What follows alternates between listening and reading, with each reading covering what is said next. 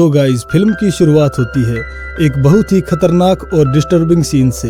हम देखते हैं एक आदमी, चारों तरफ सिर्फ बर्फ ही बर्फ है और वो एक सील को काट रहा होता है। लेकिन शॉकिंग बात ये थी कि वो सील के अंदर अपना पैर डाल देता है और फिर उसकी स्किन निकालकर अपने जख्मी पैरों पर बांध लेता है ताकि वो जिंदा रह सके और अपनी जर्नी कंटिन्यू कर सके।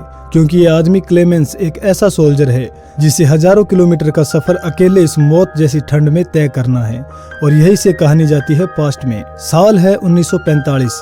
क्लेमेंस एक जर्मन सैनिक था जिसे युद्ध के दौरान रूसी सैनिकों ने पकड़ लिया था और सजा क्या मिली, 25 साल की कैद, एक ऐसी जगह पर जो करीब 10,000 किलोमीटर दूर थी। लेकिन ये कोई आम जेल नहीं थी।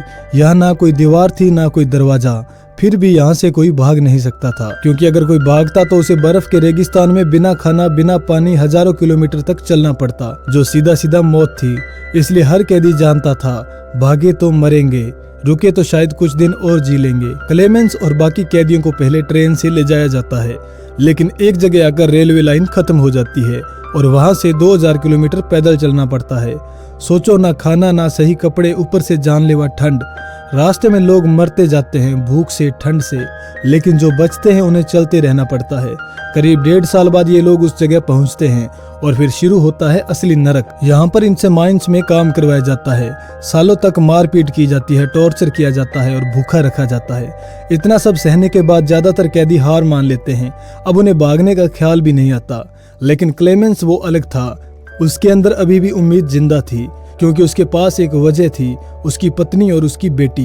एक दिन उसे लगता है कि शायद अब वो घर लौट पाएगा, लेकिन तभी सब कुछ बदल जाता है। वो रूसी सैनिक जिसने उसे पकड़ा था फिर उसके सामने आ जाता है और सजा के तौर पर क्लेमेंस को एक खुले मैदान वाली जेल में डाल दिया जाता है जहाँ ना छत है ना बचाव। बारिश ठंड की वजह से वो बुरी तरह से बीमार हो जाता है। जब वो वापस काम पर आता है तो उसे समझ आता है कि कुछ गड़बड़ है। उसके अपने साथी उसका इंतजार कर रहे हैं, लेकिन मदद के लिए नहीं, उसे मारने के लिए। उधर जेल का वार्डन इतना गुस्से में है कि उसने 5 दिन से खाना तक नहीं खाया। पूरा माहौल डर से भरा हुआ है। जब क्लेमेंस होश में आता है तो वो डॉक्टर से कहता है, मेरी पत्नी को एक चिट्ठी लिख दो। लेकिन डॉक्टर जो बताता है वो और भी डरावना है। वो कहता है, यहाँ हर तरफ कार्बन और जहरीली हवा है, यहाँ रहने वाला हर इंसान धीरे धीरे मर रहा है। अब क्लेमेंस सच समझ जाता है। वो यहाँ कैदी बनकर आया था, भागने की कोशिश की लेकिन फेल हो गया। फिर उसने किस्मत मान ली, लेकिन अंदर कहीं ना कहीं भागने की आग अभी भी जिंदा थी। वो बार बार सोचता है मुझे भागना है, लेकिन तभी उसे पता चलता है कि उसे कैंसर है और ये सुनकर वो लगभग हार मान लेता है। तभी डॉक्टर उसे एक कंपास देता है और धीरे से रास्ता बता देता है। एक आखिरी मौका और फिर एक काली रात में चुपचाप क्लेमेंस वहां से भाग निकलता है। लेकिन असली चुनौती अब शुरू होती है। घर पहुंचने के लिए उसे 14,000 किलोमीटर चलना है। अकेले वो चलता रहता है और उधर जेल में हड़कंप मच जाता है। वार्डन को जैसे ही पता चलता है तो वो डॉक्टर के पास जाता है, लेकिन तब तक डॉक्टर मर चुका होता है। पूरे कैदियों से पूछताछ होती है लेकिन कोई कुछ नहीं बताता। अब दिन बीत जाते हैं, सर्च टीम हर जगह ढूंढती है लेकिन क्लेमेंस का कोई पता नहीं चलता। 5 दिन बाद टीम कहती है, इतने बुरे हालात में कोई आदमी 100 किलोमीटर भी नहीं चल सकता। और फिर एक लाइन बोलते हैं, हमें लगता है क्लेमेंस मर चुका है। लेकिन उधर जेल का वार्डन ये बात अच्छे से जानता था कि क्लेमेंस कोई आम आदमी नहीं है, वो इतनी आसानी से हार मानने वालों में से नहीं है। अब सीन आगे बढ़ता है और पता चलता है कि क्लेमेंस को भागे हुए पूरे 15 दिन हो चुके हैं। 15 दिन बर्फ के इस मौत जैसे मैदान में अकेले। अब हालात ये हो चुकी है कि उसके पास जो थोड़ा बहुत खाना था वो भी खत्म हो चुका है। चारों तरफ बस बर्फ ही बर्फ, ना कोई इंसान ना कोई मदद। वो जेल से काफी दूर आ चुका है, लेकिन अब असली लड़ाई शुरू होती है जिंदा रहने की। ठंड इतनी खतरनाक है कि उसका शरीर जवाब देने लगा है। वो आगे बढ़ने की कोशिश करता है लेकिन अब उसमें ताकत नहीं बची। वो मजबूर होकर बर्फ पर ही लेट जाता है। तभी उसकी नजर पड़ती है एक सील पर। उसकी आंखों में उम्मीद की एक छोटी सी चमक आती है। वो उसे पकड़ने की कोशिश करता है लेकिन ठंड से कांपते हाथ निशाना चूक जाते हैं और जैसे ही उसे खतरे का एहसास होता है सील वहां से भाग जाती है। अब जो थोड़ी सी उम्मीद बची थी वो भी टूटने लगती है, लेकिन क्लेमेंस हार मानने वालों में से नहीं था। वो अपनी बची हुई सारी ताकत जुटाता है और उस सील के पीछे भागता है, लेकिन तभी उसकी टांग बुरी तरह से टूट जाती है। बर्फीले पानी में गिरने से उसका पैर सुन्न पड़ जाता है, जलने जैसा दर्द होने लगता है। सोचो, एक आदमी, टूटी हुई टांग, चारों तरफ बर्फ और मौत हर तरफ मंडरा रही है, लेकिन फिर भी वो हार नहीं मानता।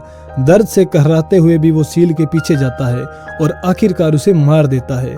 अब कम से कम उसके खाने का इंतजाम हो गया था, लेकिन अकेलापन उसे तोड़ने लगा। अपना दिमाग संभालने के लिए वो खुद से बात करने लगता है। हाँ, खुद से बातें करता है ताकि पागल ना हो जाए, और रास्ता ढूंढने के लिए बार बार अपना कंपास देखता रहता है। जो सील उसने पकड़ी थी वो कई दिनों के खाने का सहारा बन जाती है, और फिर उसी सील की खाल से अपने पैरों पर पट्टी बांधता है। ये वही सीन था जो हमने फिल्म की शुरुआत में देखा था। इससे उसे थोड़ी राहत मिलती है और दोबारा चलने की ताकत भी। अब क्लेमेंस हिम्मत जुटाकर फिर से आगे बढ़ता है। चलते चलते अचानक उसे दूर एक पेड़ दिखाई देता है। उस पल उसकी खुशी का ठिकाना नहीं रहता। ऐसा लगता है जैसे उसे कोई खजाना मिल गया हो, क्योंकि इतनी बर्फीली जगह पर पेड़ दिखना मतलब आगे जंगल शुरू होने वाला है, और इसका मतलब जिंदा रहने की उम्मीद कई गुना बढ़ गई है। खुशी से वो जाकर उस पेड़ को गले लगा लेता है, और फिर थोड़ा आगे बढ़ने पर उसे सच में एक जंगल मिल जाता है। अब पहली बार उसे थोड़ी राहत महसूस होती है। वो लकड़ियां इकट्ठा करता है, आग जलाता है और कई दिनों बाद एक सुकून भरी रात बिताता है। लेकिन ये सुकून ज्यादा देर टिकने वाला नहीं था। अगली सुबह अचानक एक भयानक बर्फीला तूफान आता है, इतना खतरनाक कि एक बड़ा पेड़ टूटकर सीधे क्लेमेंस के ऊपर गिर जाता है, और इस हादसे में वो बेहोश हो जाता है। किस्मत उसकी अच्छी थी कि शाम के समय कुछ शिकारी वहाँ से गुजरते हैं। वो क्लेमेंस को देखते हैं और उसे बचा लेते हैं। सीन कट होता है और कहानी अब हमें एक नए समय पर ले जाती है। पता चलता है कि क्लेमेंस को जेल से भागे हुए अब 2 साल हो चुके हैं। मौसम बदल चुका है, लेकिन उसका सफर अभी भी खत्म नहीं हुआ। और सबसे खास बात, जिन लोगों ने उसकी जान बचाई थी अब वही उसके साथ है। लेकिन कहानी यहीं खत्म नहीं होती, क्योंकि आगे एक खतरनाक बर्फीला तूफान उनका इंतजार कर रहा है। वो नदी के सहारे आगे बढ़ने लगते हैं। पानी का बहाव इतना तेज था कि नाव को संभालना लगभग नामुमकिन हो गया था। हर पल ऐसा लग रहा था कि नाव पलट जाएगी, और तभी अचानक संतुलन बिगड़ता है और एक आदमी सीधा पानी में गिर जाता है। अब ये सिर्फ एक सेकंड का फैसला था, क्योंकि उस ठंडे पानी में गिरना मतलब सीधी मौत। लेकिन क्लेमेंस वो खुद की जान की परवाह किए बिना सीधे पानी में कूद जाता है और अपनी पूरी ताकत लगाकर उसे बाहर निकाल लेता है। लेकिन जैसे ही वो बाहर आता है उसे एक सच्चाई समझ आती है। हर इंसान भरोसे के लायक नहीं होता। उनका तीसरा साथी बहुत ही लालची निकला। उसने पहले से प्लान बना रखा था सारा सोना खुद के पास रखने का, और जैसे ही मौका मिला उसने अपने ही साथी को गोली मार दी। अब वो पूरी तरह से पागल हो चुका था, किसी पर भी भरोसा नहीं, बस अपना लालच। और फिर वो क्लेमेंस पर हमला करता है, उसे धक्का देकर बर्फ में गिरा देता है। क्लेमेंस बेहोश हो जाता है। जब उसे होश आता है तो उसके चारों तरफ भेड़ियों का झुंड खड़ा होता है और वो पूरी तरह मौत के सामने खड़ा है। वो भागने की कोशिश करता है, लेकिन तभी एक भेड़िया उसकी टांग में काट लेता है, और जैसे ही वो उसे घसीटने वाला होता है तभी धड़ाम गोलियों की आवाज गूंजती है। एक आदमी फरिश्ते की तरह आता है और सभी भेड़ियों को मार गिराता है। एक बार फिर क्लेमेंस की जान बच जाती है। वो आदमी उसे अपने गांव ले जाता है, जहां उसका इलाज होता है और उसकी देखभाल की जाती है। धीरे धीरे क्लेमेंस फिर से ठीक हो जाता है, लेकिन उसकी मुश्किलें अभी भी खत्म नहीं हुई थी। एक दिन उसे पता चलता है कि वार्डन ने उसके वांटेड पोस्टर पूरी दुनिया में फैला दिए हैं, मतलब कोई भी उसे पहचान कर पकड़ सकता है। इसलिए उसके लिए यहाँ रुकना सुरक्षित नहीं था। वो फिर से निकल पड़ता है अपने सफर पर। गांव वाले उसे खाना देते हैं, नए कपड़े देते हैं और सबसे खास बात, एक कुत्ता देते हैं। अब क्लेमेंस उस कुत्ते के साथ आगे बढ़ता है। 1 साल बाद वही कुत्ता उसे एक फैक्ट्री तक ले जाता है, जहाँ लोग लकड़ी काटते थे। वहाँ के लोग भी उसे खाना देते हैं और बहुत दिनों बाद वो पेट भरकर खाना खाता है। फैक्ट्री का मालिक कहता है, मेरी गाड़ी तुम्हें अगले शहर तक छोड़ देगी। ये सुनकर क्लेमेंस बहुत खुश हो जाता है, लेकिन उसे नहीं पता था कि ये मदद क्यों की जा रही है। असल में मालिक ने पहले उसके वांटेड पोस्टर देख लिए थे। क्लेमेंस जैसे ही ट्रेन में बैठता है, मालिक वार्डन को खबर दे देता है। अब उससे पहले कि क्लेमेंस पहुंचे, वार्डन स्टेशन पर उसका इंतजार कर रहा होता है। जैसे ही क्लेमेंस उसे देखता है वो डर के मारे बेहोश हो जाता है, लेकिन तभी उसका वफादार कुत्ता वार्डन पर हमला कर देता है और उसी पल का फायदा उठाकर क्लेमेंस वहां से भाग निकलता है। सैनिक उसके पीछे पड़ जाते हैं और क्लेमेंस एक चलती हुई ट्रेन पर कूद जाता है। कुछ महीनों बाद क्लेमेंस की हालत बहुत खराब हो जाती है। वो सेंट्रल एशिया के एक शहर में पहुंचता है, भूखा, कमजोर और बिना पैसों के। वो कुछ खरीद भी नहीं सकता था। तभी एक छोटा लड़का चुपचाप उसकी जेब में रोटी का टुकड़ा डाल देता है। 2 औरतें उसकी हालत देखकर समझ जाती है कि वो भूखा है।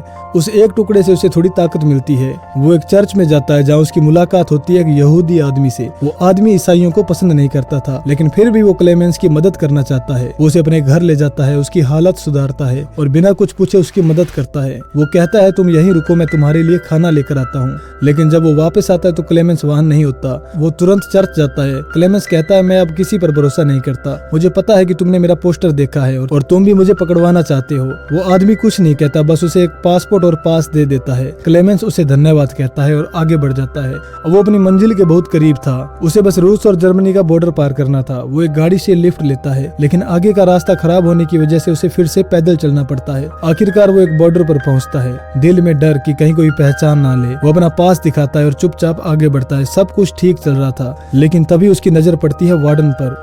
वो पल उसकी जिंदगी का सबसे डरावना पल था। उसे अपने सारे दर्द, सारी तकलीफें याद आ जाती है, लेकिन इस बार वो डरता नहीं। वो हिम्मत करके सीधे वार्डन के सामने से गुजर जाता है और तभी वार्डन कहता है कि ये लड़ाई दो सैनिकों के बीच थी और तुम जीत गए, अब तुम आजाद हो। ये सुनकर क्लेमेंस की सांस जैसे वापस आ जाती है। आखिरकार वो अपने देश जर्मनी लौट आता है और फिर सबसे खूबसूरत सीन आता है। चर्च में उसकी पत्नी और बेटी बैठे होते हैं। क्लेमेंस धीरे धीरे अंदर आता है, लेकिन कुछ बोलता नहीं। उसकी बेटी बिना देखे ही मुड़ जाती है, क्योंकि उसे उम्मीद थी कि पापा जरूर आएंगे। इस बार उसकी उम्मीद सच हो जाती है। वो दौड़कर अपने पिता को गले लगा लेती है। उसकी पत्नी भी उसे देखकर रो पड़ती है। अब 7 साल का इंतजार आज खत्म हो चुका था।